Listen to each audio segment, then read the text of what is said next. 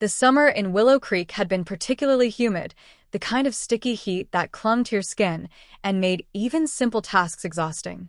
Emily Carter, a woman in her early 40s, had spent most of her day cleaning up the house and preparing dinner for her husband, Mark, and their teenage son, Daniel. Life in the Carter household had always appeared steady to neighbors and friends. Mark was a hardworking mechanic who owned his own small shop in town. Emily managed the home and worked part-time at a local bookstore, and Daniel was a bright 17-year-old finishing his junior year in high school. On the surface, they looked like the kind of family that had things figured out. But beneath the surface, secrets were beginning to stir. That evening, Emily felt particularly worn down. She had carried groceries in the blazing sun, vacuumed the entire house, and then spent 2 hours preparing a roast. When she finally sank into the living room couch, she let out a groan that caught her son's attention. Daniel walked in, phone in hand, and looked over at her with concern. "You okay, Mom?" he asked. His voice carried the typical teenage casualness, but behind it was genuine care. Emily smiled tiredly. "Just tired, sweetheart. My back is killing me today." She leaned forward, rubbing at her shoulders. Without much thought, Daniel set his phone down and walked over. "Here, let me help." Before Emily could protest, Daniel started massaging her shoulders with an awkward but earnest attempt to ease her tension. Emily chuckled softly. "You don't have to do that." But Daniel just shrugged. "It's fine, Mom.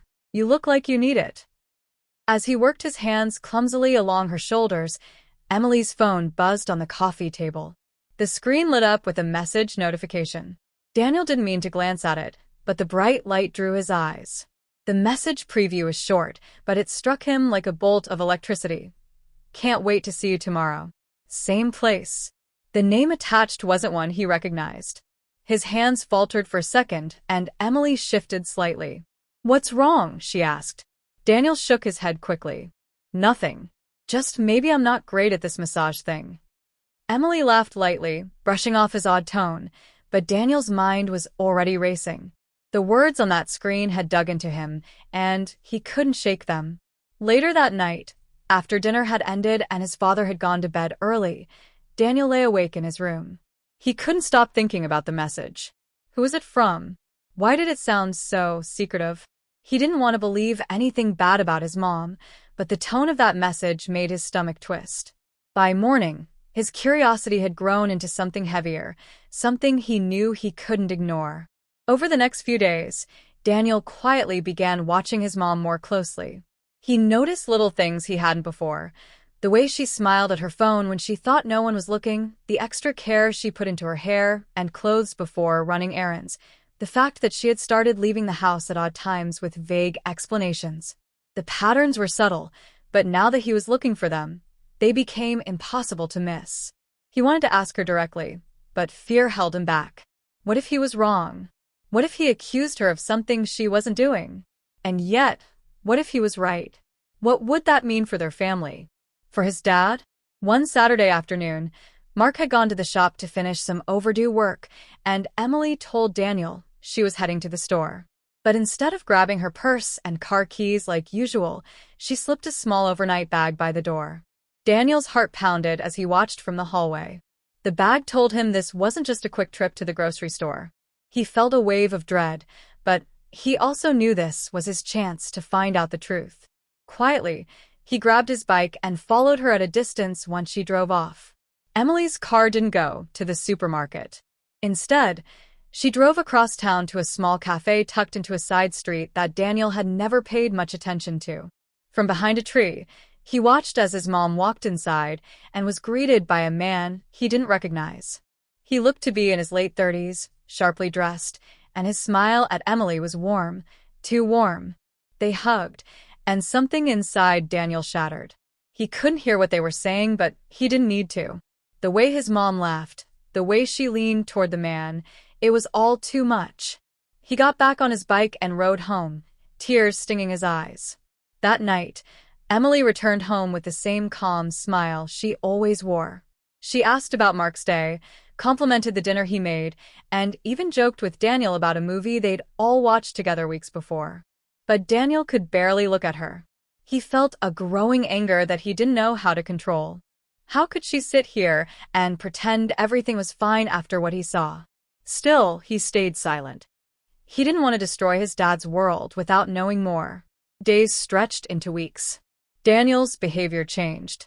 He grew quieter, more withdrawn, and Emily began to notice. One evening, after Mark had gone out to grab some tools he'd forgotten at work, Emily knocked on Daniel's bedroom door. "Can I come in?" she asked softly. Daniel hesitated, then muttered, "Yeah." She sat on the edge of his bed, studying his tense posture. "You've been different lately. Is something wrong?" she asked. Her voice was gentle, but Daniel couldn't hold back anymore. He turned toward her, his eyes filled with hurt. "Who is he?" he asked bluntly. Emily froze. "What do you mean?" she whispered. Daniel clenched his fists. "I saw you. At the cafe. With that guy. I saw you hug him. I saw everything."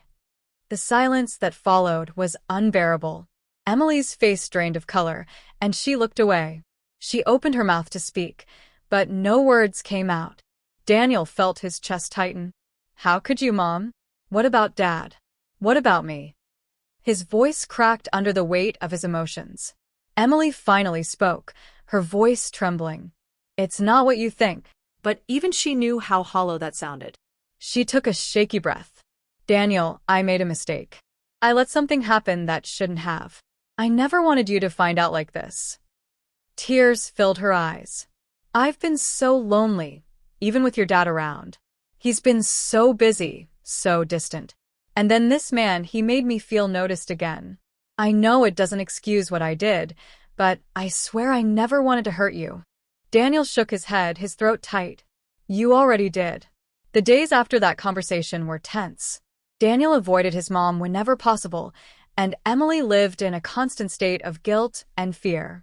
She knew the secret was hanging over them like a storm cloud, and it was only a matter of time before it broke.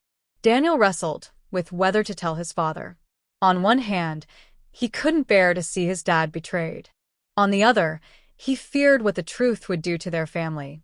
He carried that burden in silence until one night when the truth came crashing down without his choice. Mark came home early from work one evening, his face grim. Emily was in the kitchen, preparing dinner, when he dropped his phone on the counter. "Got a call from Jason today," he said flatly. Emily turned, confused. "Jason?" "Yeah," Mark continued, his eyes narrowing. "He said he saw you at that cafe downtown last week. With some guy. Care to explain that?" The room went still. Daniel, sitting at the dining table, felt his stomach drop. This was it. Emily's face went pale.